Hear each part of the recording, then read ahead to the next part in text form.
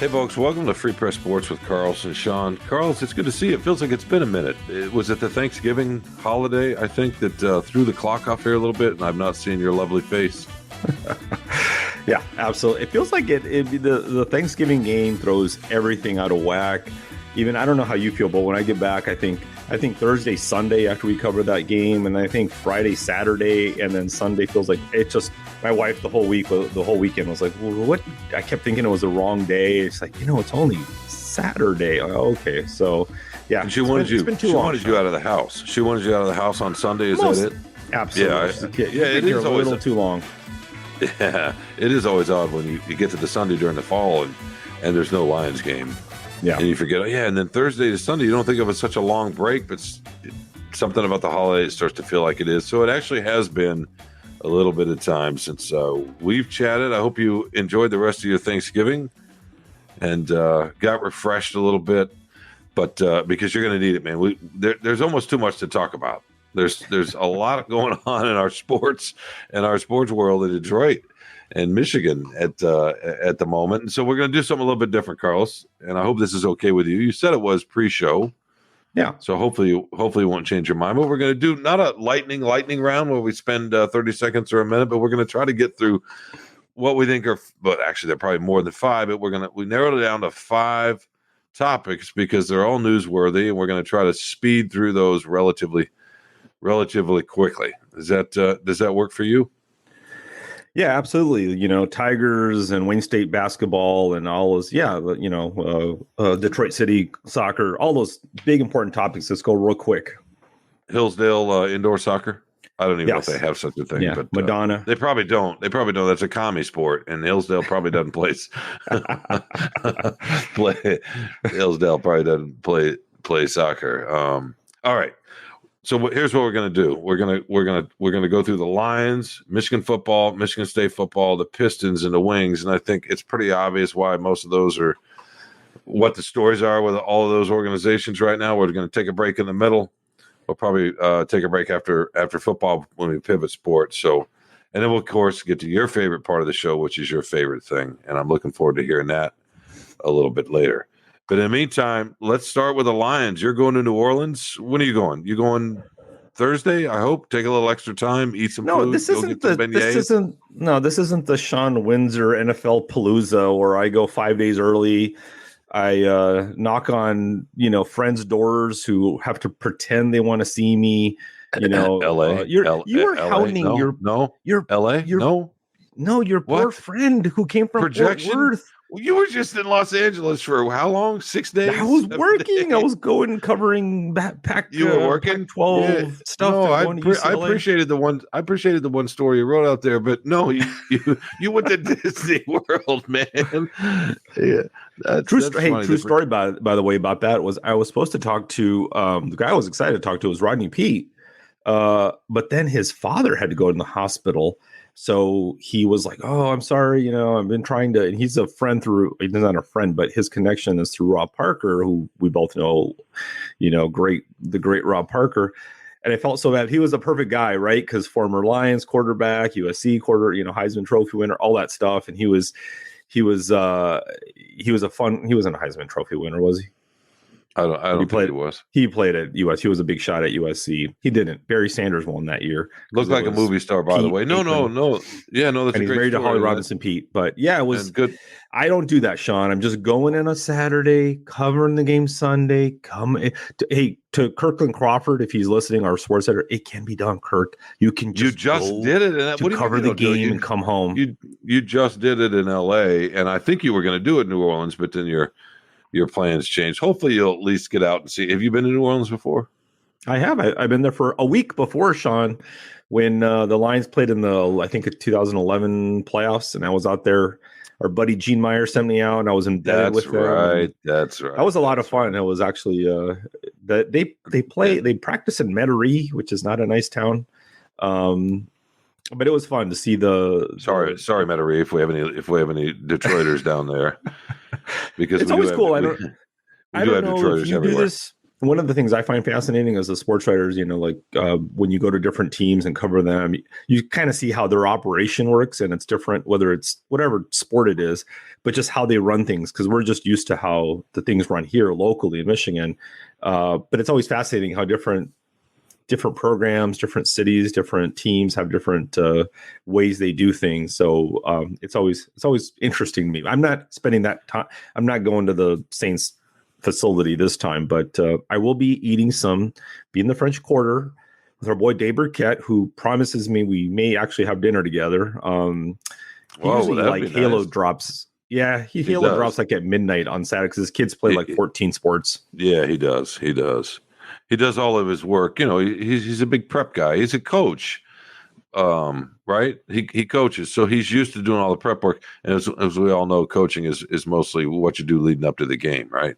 And that's right. And Dave Burkett is the best at that. So by the time he halos in, as you say, he's ready to go. Speaking of ready to go, the Lions, not a bye week. Sort of feels like I had a bye week, but it's just the Thanksgiving week. But where are we at with the Lions? That was not a good loss to Green Bay.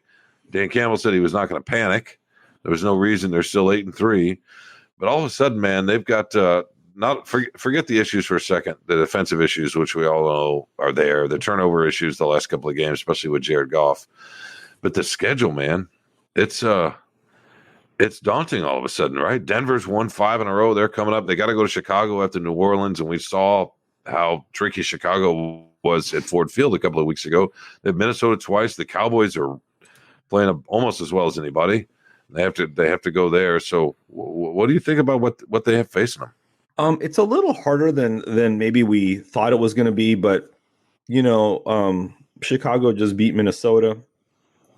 I don't the Vikings, they're hard to pin down. They can lose to anybody. They can maybe beat maybe not anybody, but a lot of teams. I don't think it's going to be quite as tough to win in Minnesota as maybe it has been other years. The Bears are the Bears. I mean, they look a little better, but they're still the Bears. The Saints aren't great. The Broncos are hot, and the Cowboys are hot. Those are the two teams that they got to really be aware of. And I wouldn't. Nobody would be shocked if they lost to those two teams. But the Saints, the Bears, and the Vikings they shouldn't pose that many problems. And I look at the turnovers and whatever they lost. It was a bad loss to Green Bay. They were out a couple of big players, Aaron Jones and Zaire Alexander, but that happened. That was a little bit of an anomalous loss, I think, because of the turnovers. You're not necessarily expecting Goff and the offense to keep doing that. If they can clean that up, the takeaways are another thing. The Lions just are struggling with that. That's really hard to do. Campbell talked about that. It's the second guy. Everybody, first tackle and the second guy's got to come in and they got to start punching the ball up. But as long as they I think Goff kind of returns to the norm and doesn't turn it over, they should be fine. Yeah, it's going to be interesting because, okay, if you're going to give them a loss at Dallas and let's say Denver comes in and beats them, although that's not a done deal at all. And then they split with Minnesota, so that's 3 losses. Let's say they beat the Saints. And I don't think they're splitting with Minnesota. I think they're sweeping them. And beat the Bears. That's not going to be easy. I don't know.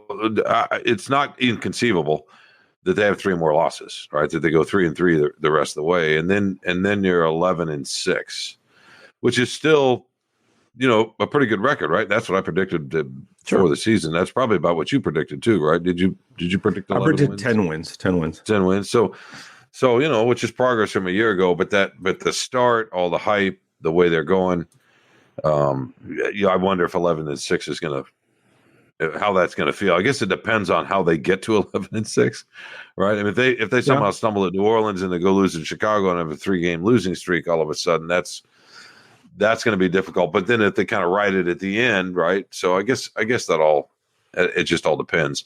You expect them to beat New Orleans, though? I do. They just the Saints just aren't the same team that they've been.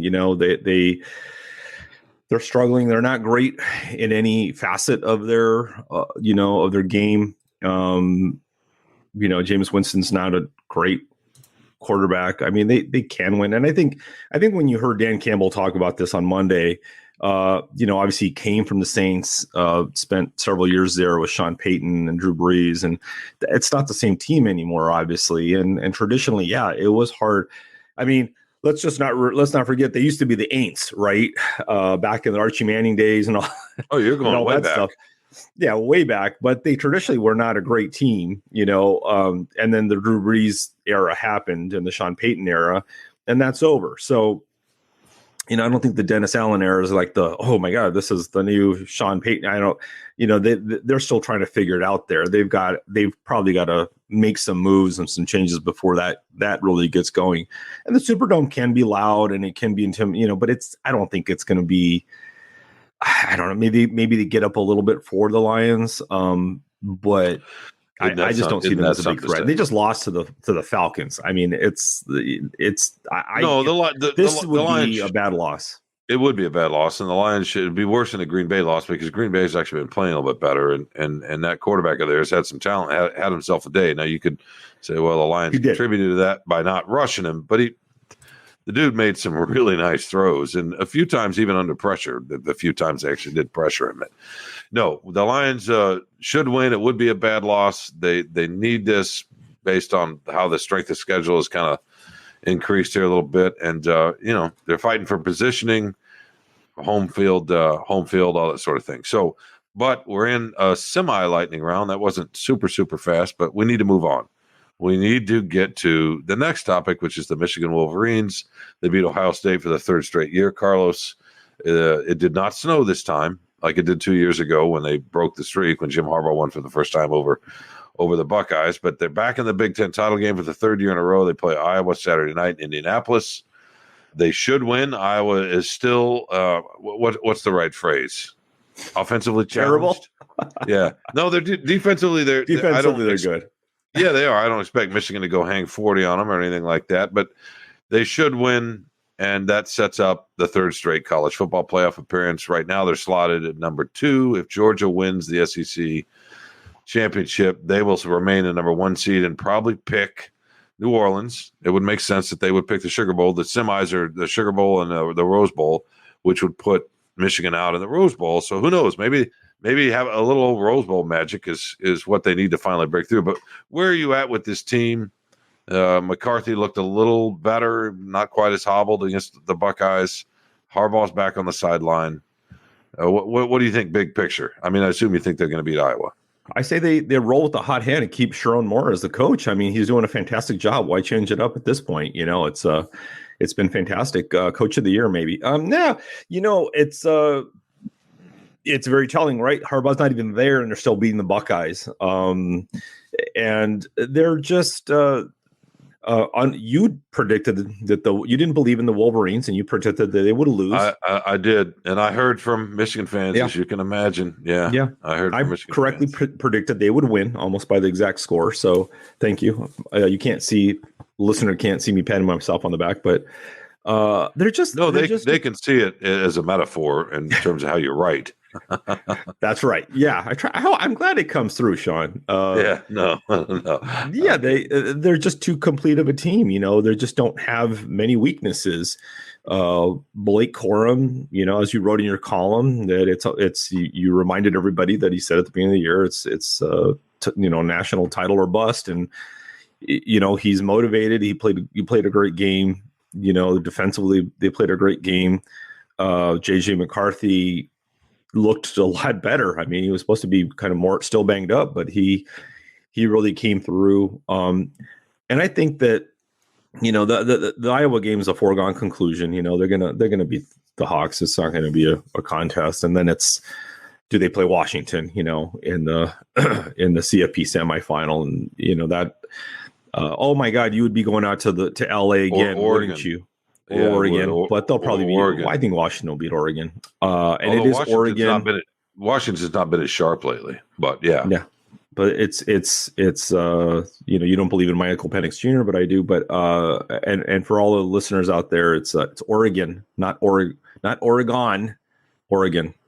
And our producer has family out there in Oregon, and that's how it's pronounced. So please don't butcher it. And yeah, I mean, it's been so impressive what they've done through all the chaos, right? The suspensions, Harbaugh's maybe coached half the games, whatever, and they still keep rolling. They just have so much talent. That's going to change next year, probably. It's going to be different, but yeah, you expect them. I mean, you expect them to roll into the CFP, and then it's another question because if you can get upset by TCU, you can maybe get upset by anybody. It's a different team this year, but yeah, once you get there, it's a different ball game. Well, I think they're going to have to do. Yeah, they'll have a similar game they had against TCU last year in the semis if it is Washington or Oregon or somebody like that, and it's going to be a shootout to a degree, and they're going to have to kind of outscore them. They're good defensively, but just think about, I don't know how good defensively they are. I mean, it's tough to say. Who's the best quarterback they played this year? Have they played a really good one? Penn State doesn't have a quarterback. Kyle McCord may end up being good for the Buckeyes, but he's not there yet. They have not really played a quarterback yet. Michael Penix will be by far the best quarterback they've faced, and they're going to give up some points. And I would imagine, Harrison did what he did. Marvin Harrison Jr. I'm speaking about for the Buckeyes. Of course, he's an incredible talent, but that's not with a great quarterback thrown to him. So you wonder, and Washington, by the way, has good receivers. So you wonder what that'll look like. And I would imagine they're going to have to score. And as good as Michigan is, they're still not super explosive. They got a lot of talent. J.J. McCarthy, as long as he's healthy, is one of the better quarterbacks in the country, and especially if he can run and get out. And he's really good throwing on the run. Their receivers are solid. Their tight ends are great. They've got a second, third round tight end in Colston Loveland. So they do have things that they can throw and they can score. So to me, though, that's what it's going to take. What happened last year against TCU is they gave up 2 pick sixes. And that was really the difference. Right? That's 14 points. That was really the difference in the game. And I would imagine they will score at a similar clip that they did against TCU if it's Washington or Oregon. If they can get by that and get the title game, and it's Georgia, Alabama sneaks in at the 4 spot or somehow upsets Georgia, whatever. But let's just say it's Georgia. Do they have enough to beat Georgia? I still don't know. I think they probably have a better chance just because defensively they've got a little bit more speed. And lots of, at all 3 levels. And that's a little bit different.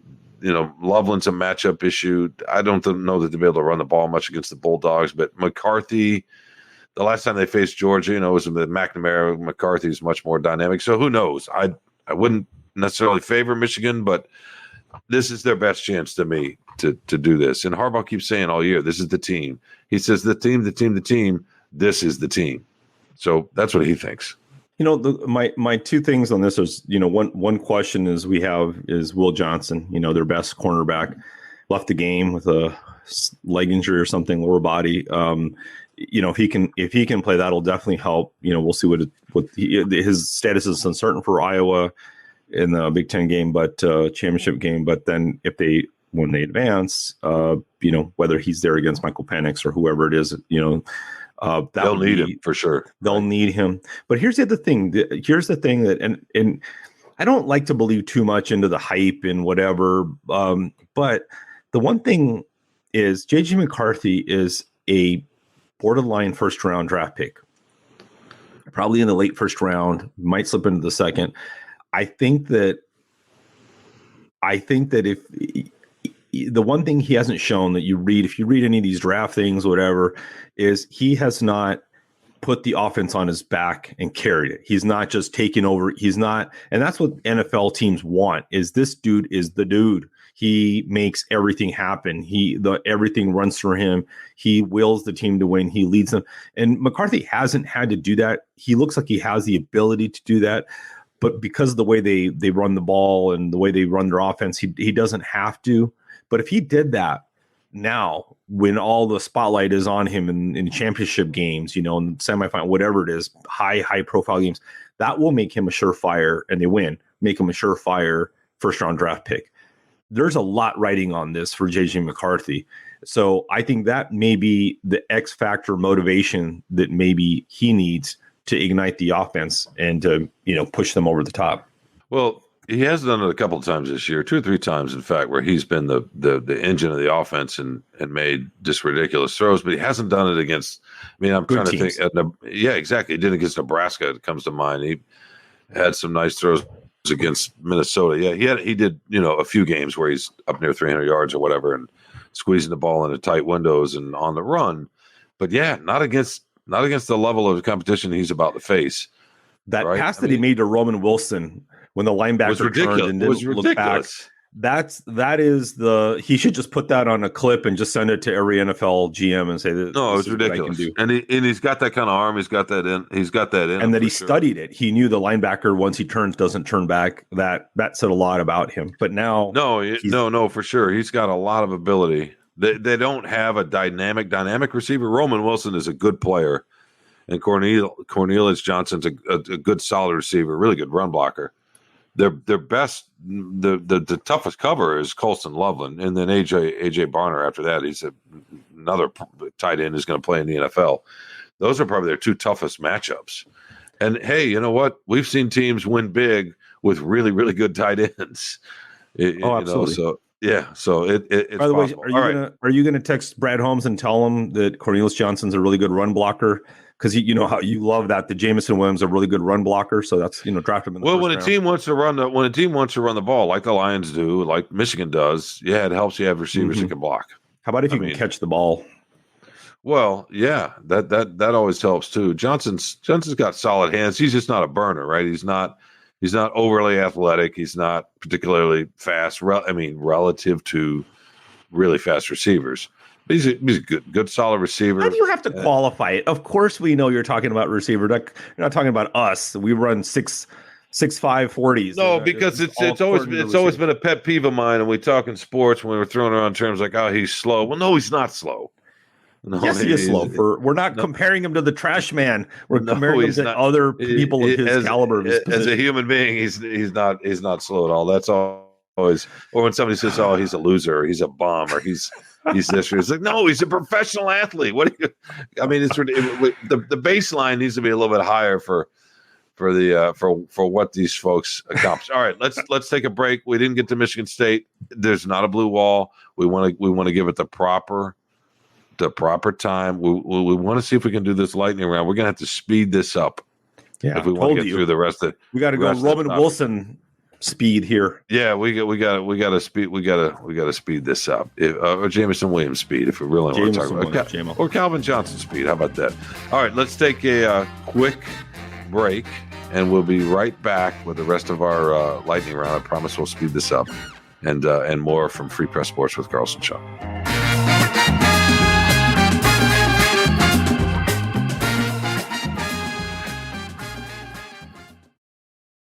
Welcome back to Free Press Sports with Carlson Shawn. It's time to speed this up. I am by nature a turtle. My governor is barely, set on the lowest possible setting. That's something that helps control the fuel intake of engines that are about to disappear from our world. I don't know, in the next 10, 20 years, but that's neither here nor there. That's for our kids. This is speeding it up. Yeah, no, exactly.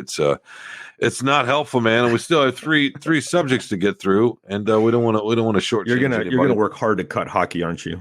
No, we're not gonna cut hockey, but we are gonna start back with Michigan State football. Michigan State football, who the program hired a new coach over the weekend. Announced it during the Michigan-Ohio State game, which I thought was just fantastic, and then introduced the new coach, Jonathan Smith, Tuesday up in East Lansing, and the Gilbert Pavilion, and all that glass, and the sun's coming in, and the pep band's in there, and they're playing, and the fight song, and everybody's applauding, and it's funny, when the new coach comes in, right, the record's unblemished, it's perfect. The future is bright. We're gonna work hard. We got a lot to rebuild. What else? We're gonna play a physical brand of football. I don't know that brand was used, but physical football. Just all the usual words that you hear that are all cliches but all true. I don't know. What do you think of our new guy, Jonathan Smith? He's kind of from your neck of the woods. He grew up in Pasadena. That's still a bit from Arizona where you grew up, but it's close. I grew up in Temecula, Shawn.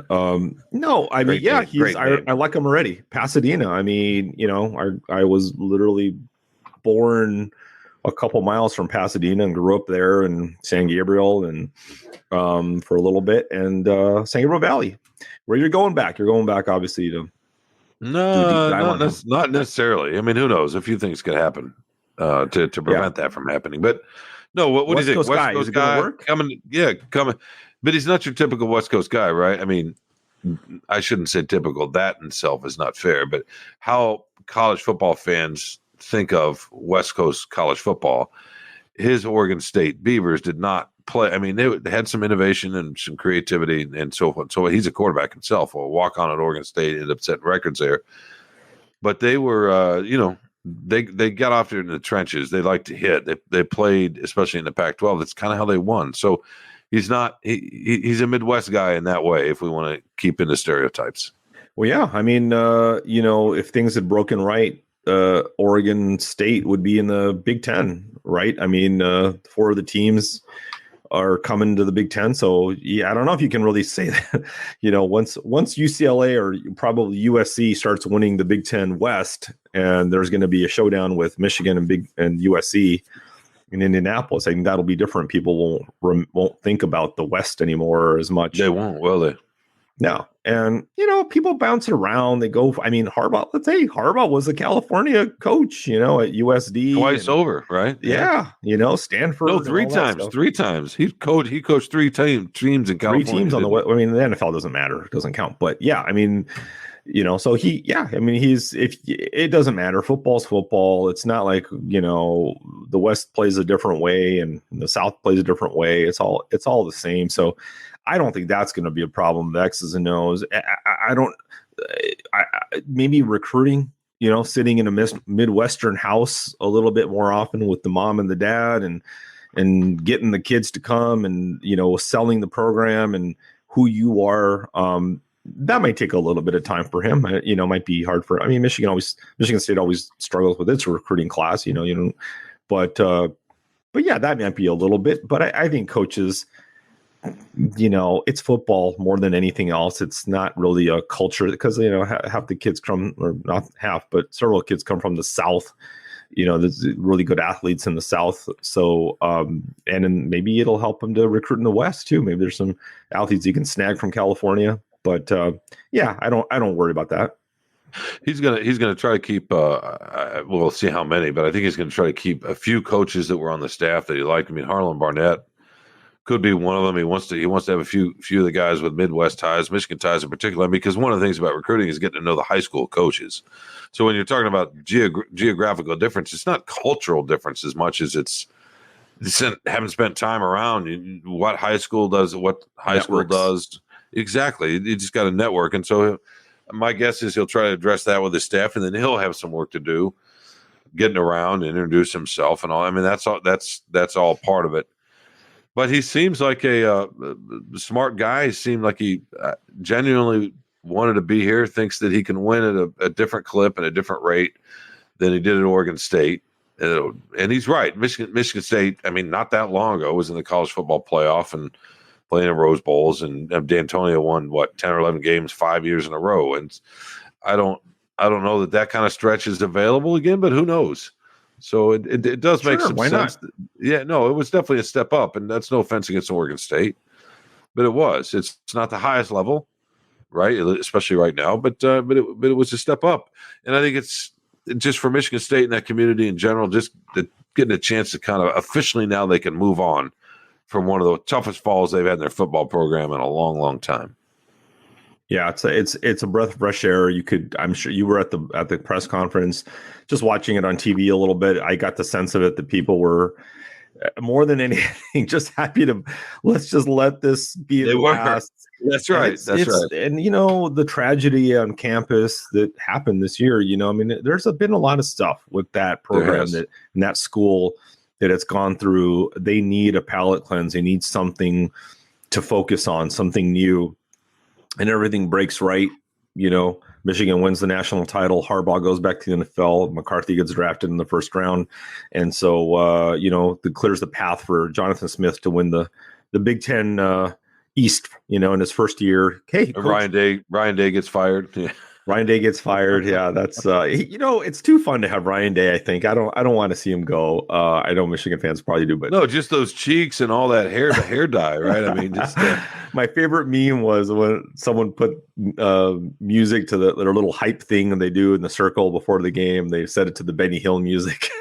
It was too good. Oh, that's funny. I didn't see that. For You're the king of memes. How do you not see that? Well, for listeners out there, Benny Hill was a British sort of slapstick comedian whose show, by the way, could not get made today at all. and probably good, probably rightfully so, right? So, but anyway, no, it's they get to move on. That's the best thing. We'll see if he wins or not. But psychologically, it's important. They got it done. They said they vetted him as about as well. I mean, you can never vet anybody perfectly, right? You're taking whenever you hire somebody in any field, you're obviously taking a chance. You don't know completely, but they learned a lot from the last process. In fairness to Michigan State, they didn't have much time. D'Antonio left in February, whatever it was. So it was a January. I can't remember January. It was a quick turnaround to get Mel Tucker. Yeah. But they really wanted to take their time and do their research and talk to people that he's coached with and that have coached for him, that he's coached for, talk to players that have played for him. They even talked to some media members out there that had covered him, which I thought was interesting. Wow. And that is, you know what? That's this is something that I wish every team, pro, whatever, talk to a few media members out there, because people in the media know so much more. We know so much more that we can never report. I know you're not a hockey guy, but there was a whole thing going on in Chicago with the Blackhawks and Corey Perry. I guarantee you every single reporter knew what was going on, but nobody could report it. It was a very difficult thing to bring to light. But yeah, you hear the things. What do you think? How is this person as the face of the program? How do they deal with no question adversity?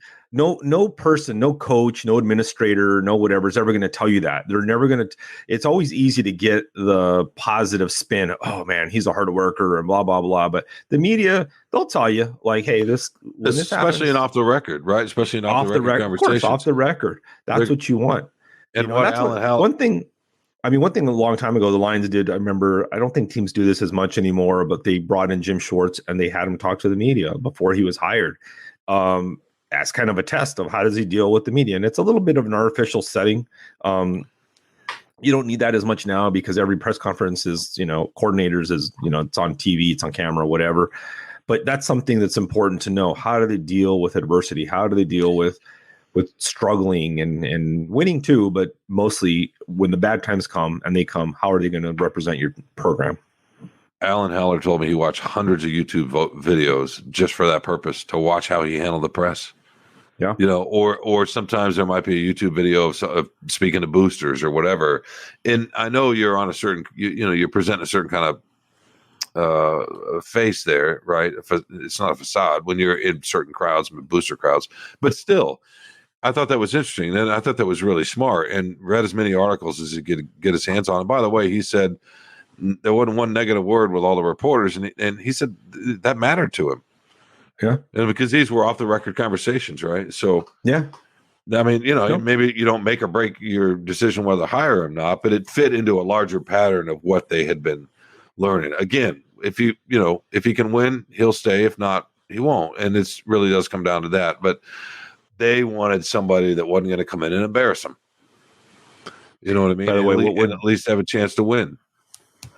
Well, what if Harbaugh was going to the NFL and someone from the Vikings or the Panthers that called you and asked, hey, what do you think about Coach Harbaugh? Right? Off the record. What like, how much time do you have? That would be a really interesting conversation. You'd start off with, he's a really good football coach. But all right. Again, okay, let's try to get the lightning. I'm sorry. It's just, this is not lightning, buddy. This is like it's not at all. But we're doing okay in the larger context of the pod and the normal hour-ish time or so. We're still okay. So let's move on. To the Detroit Pistons. Oh my goodness, Your losers team. of 14, losers of 14 in a row. It's not just the losing; it's the way they've lost, particularly the last 4 or 5 games. They started off 2-1, showed some spirit, showed some life, and then started losing. But we're losing tough, close, hard-fought games, and you can do that as a young team. But lately, they've been getting run out of the gym, and when you lose by 20, whatever it was, they lost to the Washington Wizards. Also, the worst team in the NBA. Yeah, they were both 2-14. Both, yeah, that's. And Monty Williams gave like a 2-second press conference afterwards. He was first time you saw really, at least publicly, any kind of emotion from him in that way. He was really, really frustrated. I don't know, Carl. I don't even want to start. It's a lightning round. We don't want to dig too deep, but they are a mess, and the roster doesn't look like it belongs, like it fits. But to me, the biggest issue is that they're not competing again, and we're not even 20 games into the season. And there was no spirit, and that is really, really troubling. Forget all the X's and O's, how the roster fits, all that. They're not competing.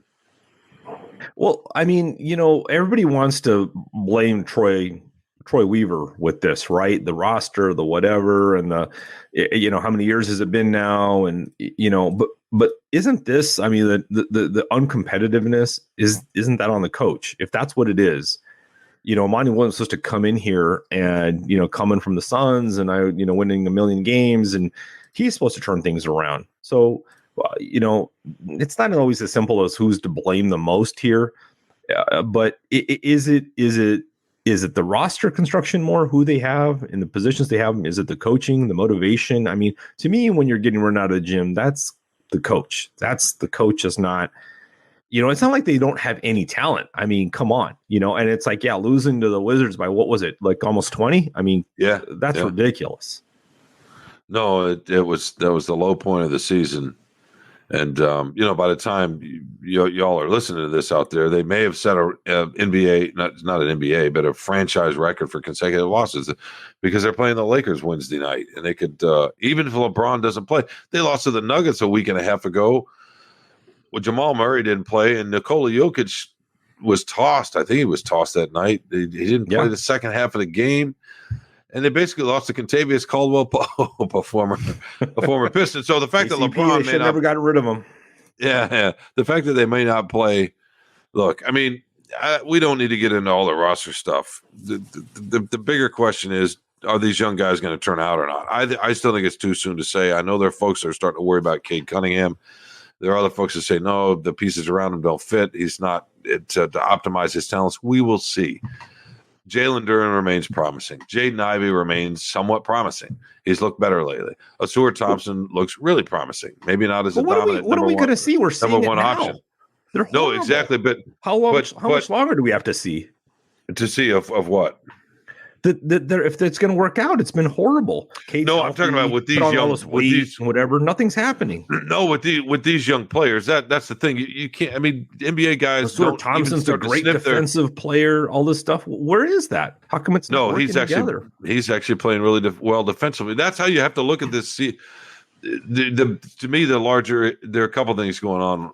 One is the roster construction around these young guys has not been good, and they've had injuries.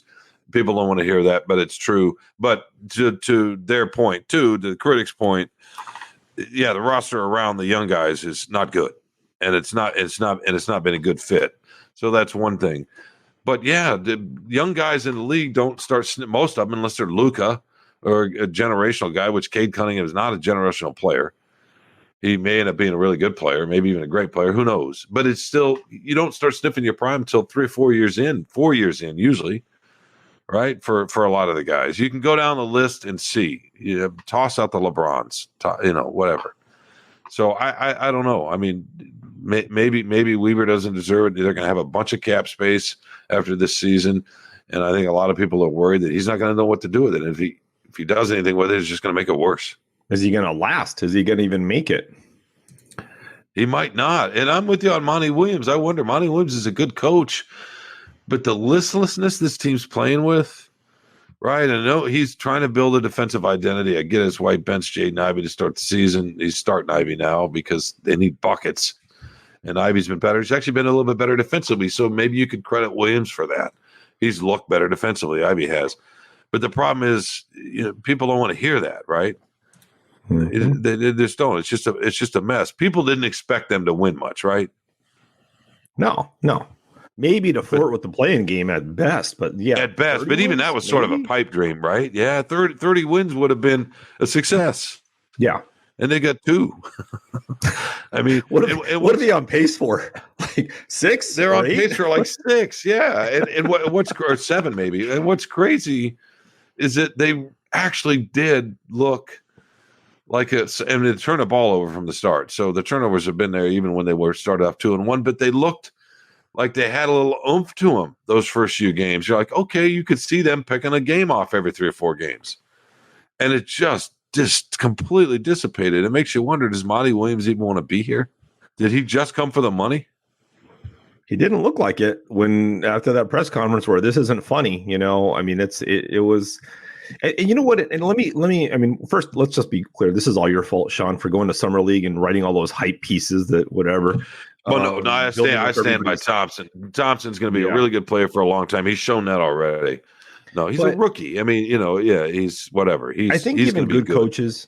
I mean, even good coaches struggle sometimes to motivate teams to get them to play the way that they want. I don't know enough about basketball to know how he's using his rotations and whatever, and putting players in positions that they're not mostly comfortable in at first. And like you said, stressing defense, and then now he's got to change it and get more offense. And I don't know enough about that. And it's his first year. You're not getting rid of Monty Williams. No. Troy Weaver's had his time, and that has to work together.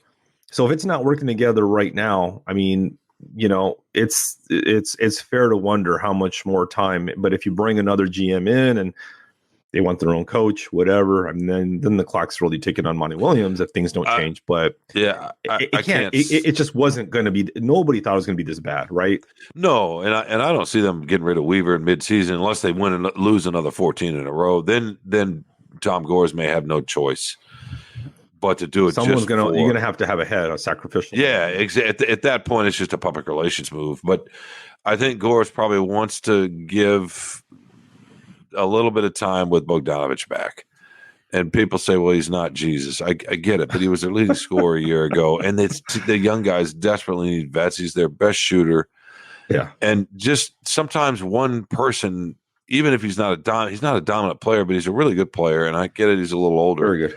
And sometimes the fit can have a domino effect. And if I were Gores, I would at least wait and see with him back, and if they're healthy, can they be the 25 to 30 win team when he's back? Because that's still possible. They're not going to get to that number, but they could start playing like that for the rest of the season. I don't know if they will. They probably won't. But to me, Gores should see what that looks like. And it may not matter, and he'll have to get rid of Weaver in the offseason anyway. Yeah, that's fair to see. Once the 34-year-old savior Bojan Bogdanović returns, then everything's going to be okay. Isn't that crazy though? No, it's crazy to say that. Here's the depressing part, right? It would take a lot for them to flirt with that 30-win low bar, right? And they're probably not going to do it. Chances are they're not. They're not. I'm talking about at that pace. In other words, can they win at that percentage? Can they win at that percentage? But once they come back, right?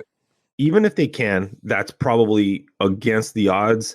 So then you're talking about, let's just say you keep it intact, and then you have Troy Weaver next year, and you keep them together, and another high lottery pick, right? Is next year going to be the 30-win season? I mean, how much longer is this going to go on? If it's not working right now, if it's working this poorly right now, how much longer is it going to be before they're actually a legitimate playoff team? No, I mean, there's no question. 3-4 years. No, there's no question. And the first draft he had turned out to be the worst draft he's had, right? I mean, Isaiah Stewart's really all they have to show for it. Killian Hayes is, I'm sure, going to be gone. He showed a little bit of something at the beginning, but he's just not. He is what he is at this point. I think he's Isaiah Stewart's a rotational guy. I don't necessarily know if he's a starter. I know they like him culturally, but I mean, it's a culture fit in the locker room. Sorry, and a leader and all that, and fine, that does matter in certain ways, but that's part of the problem. To me, the biggest thing, the single biggest thing is Cade Cunningham, your best player on an eventual contender, and he doesn't look like it right now, and he showed flashes of that as a rookie, and he looked like that at the beginning of the year a couple of times. He still has his moments, but he turns the ball over too much, and there's a I don't want to say lackadaisical. That may not be fair. That he's just got that vibe about him, but it's fair to wonder what he's going to be. His efficiency numbers are terrible, and that's the bigger concern, right? Because he's healthy now. You thought that shot would come back because he shot the ball well in college. To me, that's the biggest thing. And if he's not, then what do you got? Then you're really starting over. And at that point, you probably need a new GM. And that's not Weaver's fault taking Cunningham. Most teams would have taken Cunningham. The top 4 or 5 guys in that, none of them have turned into stars so far. Jalen Green struggled in Houston. Evan Mobley's fine, but he's not a superstar. So, I mean, sometimes it's just bad luck. The Orlando Magic have Paulo Banchero and Franz Wagner, and they're several games over 500. They look like they're on a path. Those two are talented young guys. If the Pistons had those two guys instead of Ivy and Cunningham, it's just the way the ball bounces. I hate to say that it's not a ball anymore, but it's the way it goes. Yeah, that's not necessarily Weaver's fault. It's his fault for the way he's built everything around it. For sure. Somewhat. I mean, and you won't know this until if it doesn't work out with Cade and he gets, traded, and then he takes off and he's something special with another team, and it wasn't the right fit and whatever. Exactly. He's also gone through a coaching change, I mean, that's part of it. Missed most of the season. The injury, absolutely. No, part of it. And he's still young, and they're still young, but yeah, no, it's not looking good. All right, we need to get to your wings, because they are doing they are fine. They are where the Pistons didn't think they would be where the Wings are this year. They think they're still a year or two away from that, but the Wings are finally looking like a playoff team. And you, even in your good column about Patrick Kane, you're like, this must mean Steve Yzerman thinks they're a playoff team. I have thought that for several years now. But I like that tone. But are you surprised at how good they look? I mean, they went in and smacked the Bruins around, man. Yeah, I am a little surprised. I mean, I thought that, definitely adding Alex DeBrincat was the first step in, they traded for him and then they signed him to an extension. And to me, I think that Yzerman he knows who he likes, who works well, who's a good player. He knows talent. The question is always, how much does he want to give up to get that talent? How much is he willing to risk? I don't think he's a big risk taker. He's just more conservative that way. So, and the DeBrincat thing, was a great move, and it didn't cost them a lot. And the Patrick Kane thing, very low risk, free agent, take a flyer, right? Take a flyer, but it's it's not even $3 million for the year. I mean, it's nothing. So, and nobody knows. It's a risk. Nobody knows with his health. Really, really tricky surgery on his hip. It hasn't worked out for the other 2 players who've had it. So, but you see him willing to take little steps here, some steps, but the team has played. And I think that's with Yzerman. It's kind of it's like a dad thing, if you do good cutting this lawn, kid, I might let you take the car out for a spin, and the team has to prove itself to him. And this year, I mean, the record is very good. They're right there in the playoff hunt, in a playoff spot, right now.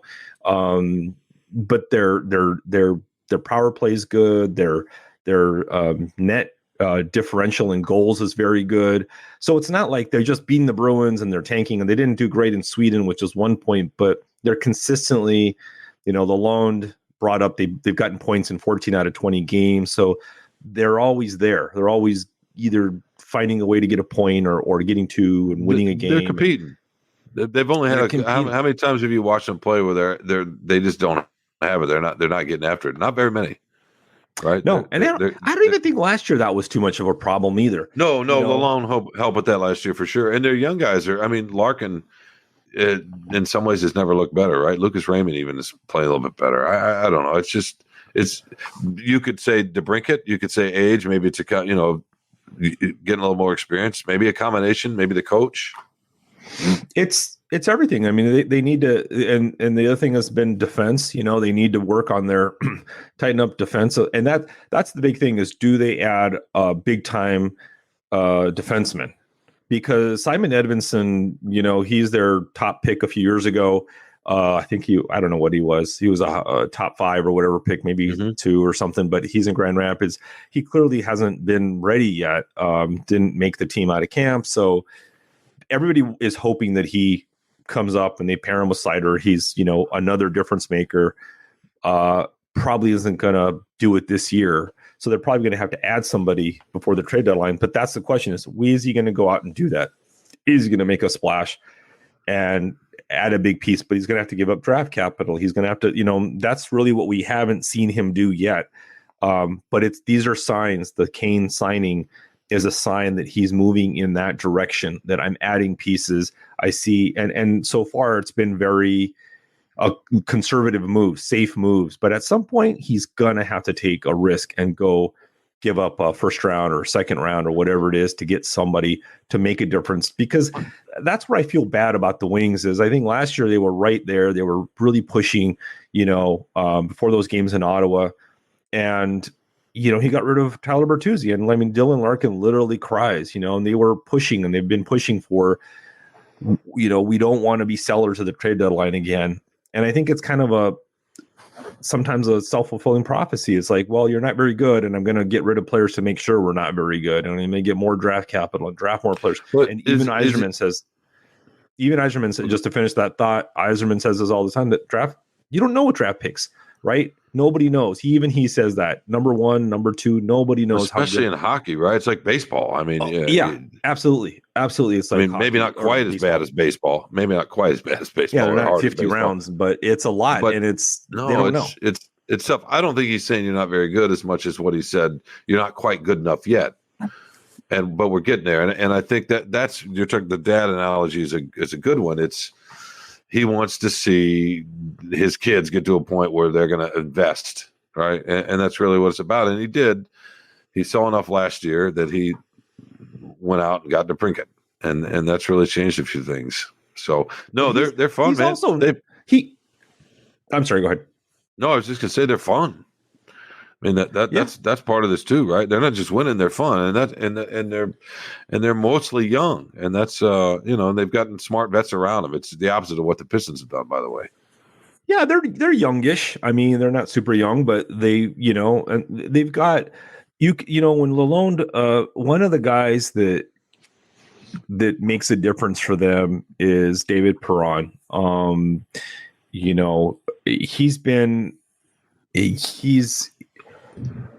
Lalonde talks about him about being a very competitive, maybe the most competitive player he's been around. And I think that's, they don't make as big a deal in hockey about culture like they do in football, but I think he's one of those guys who helps set that matters. Tone. Absolutely. Dylan Larkin is like that too. Larkin is a very good player, not a superstar, but he's a great, they call it a 200-foot player, right? It goes both ways and really responsive defensively. And Perron's the same way. And, and that matters. And adding someone like Patrick Kane, he's also very well respected, a great leader, talks to young players, all that is going to matter to this team, when they're down, how to deal with struggles. So I think sometimes it's more, and like you said, fun team. I mean, DeBrincat's fun, and Larkin and Raymond, and they're hitting harder. I like that Raymond put on more weight. It's not getting pushed around as much anymore. But Kane, if Kane can come back to what he was before, and he's 35, but still, that dude's just a little dynamo.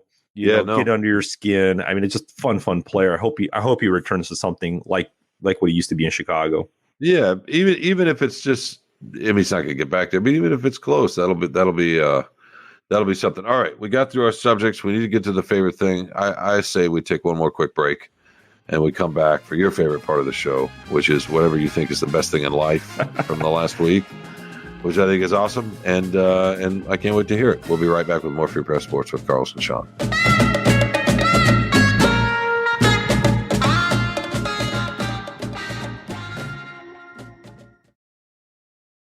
Welcome back to Free Press Sports with Carlos and Shawn. Yeah, it's that time of the show, man. It's where I get to learn about Carlos's life a little bit more, and it's always enjoyable.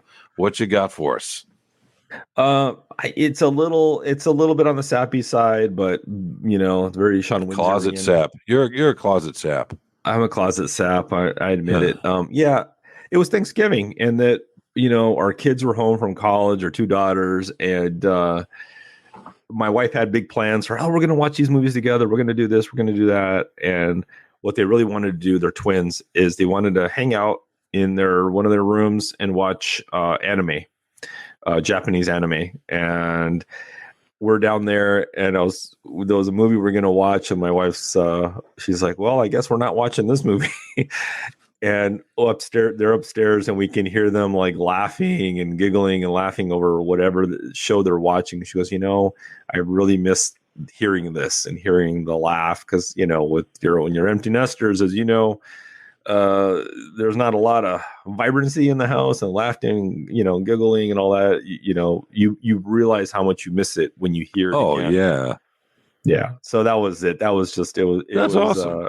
It was, we had all these plans for family bonding, and it just turned out to be sister bonding. So. Yeah, you just want, it's so fun when if you have two kids and they're close and they get along, you're fortunate enough to have that happen. It's a joy to listen to that. It even if you're not participating directly, I love listening to that. And that's really nice, Carlos. My favorite thing is difficult, because if we'd recorded even just the day before, I would have had a pretty good one. And that is, and I actually wrote about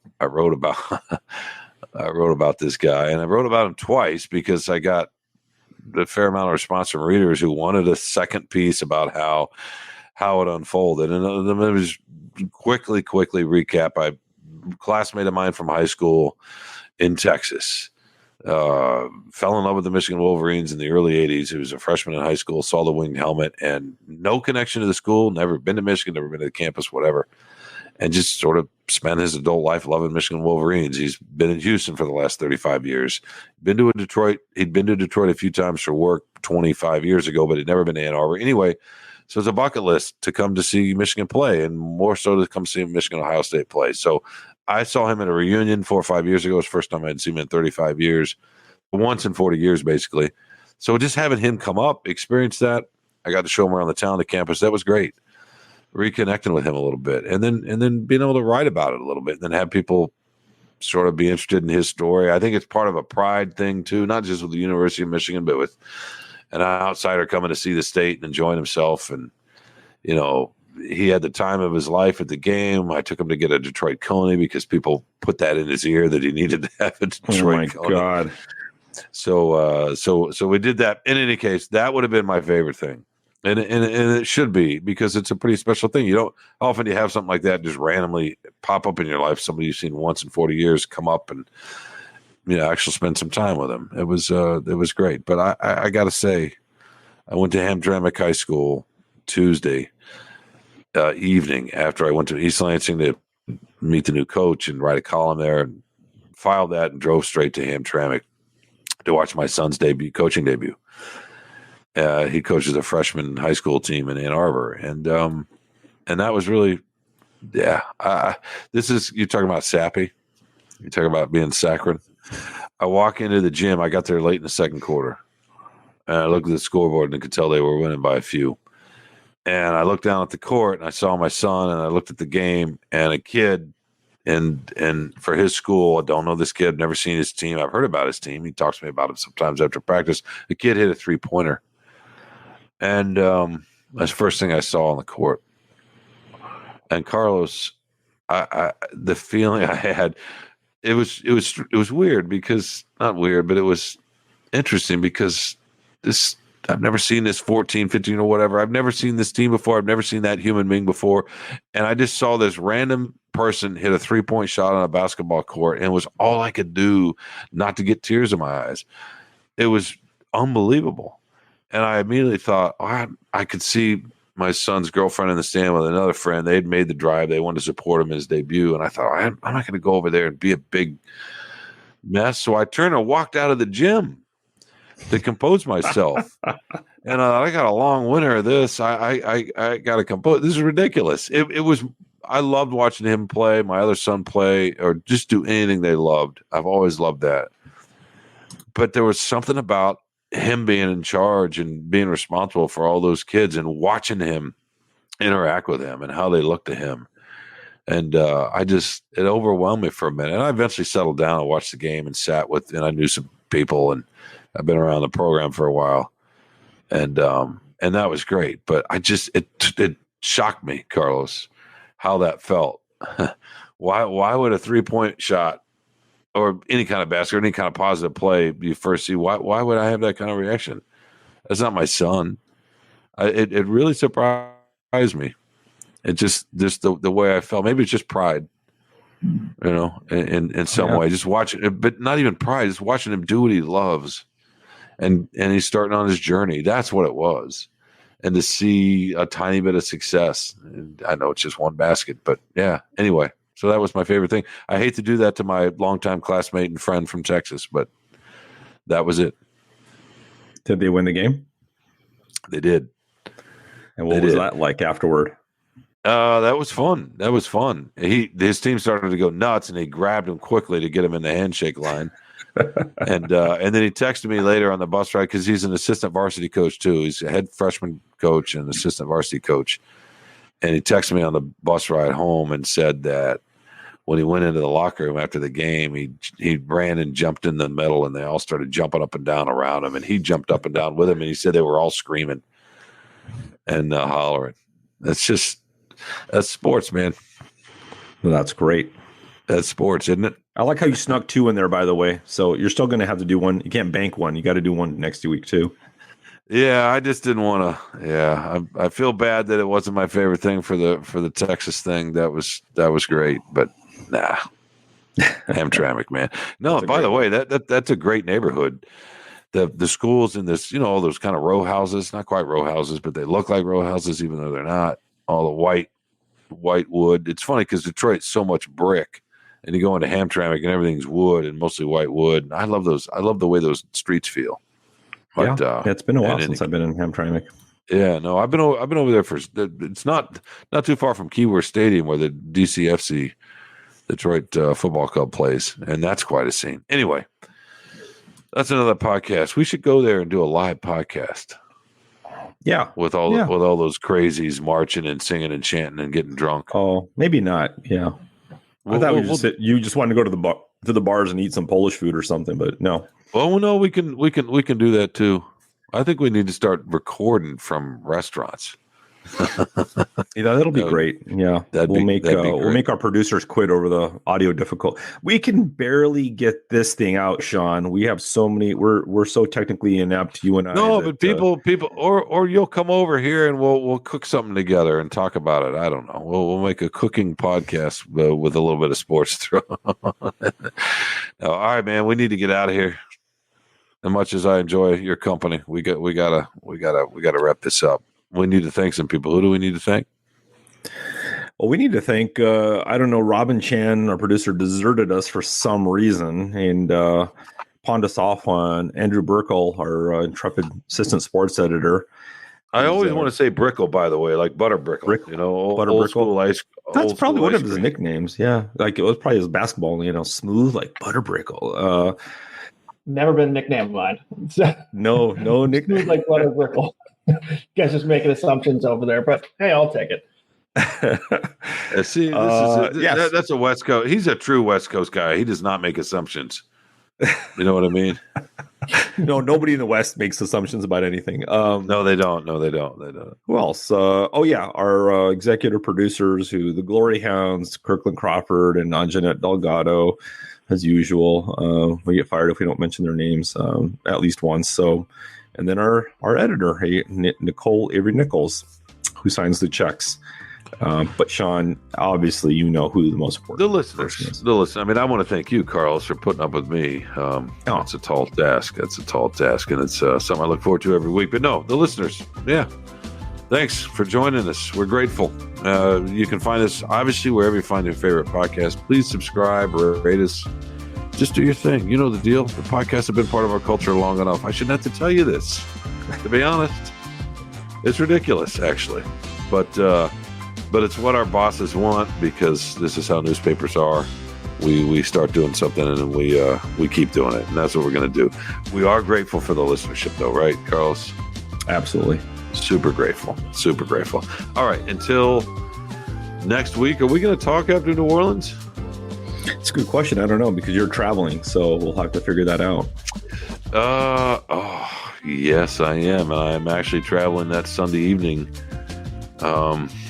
Because it's going to be hard to see the game too. Shoot.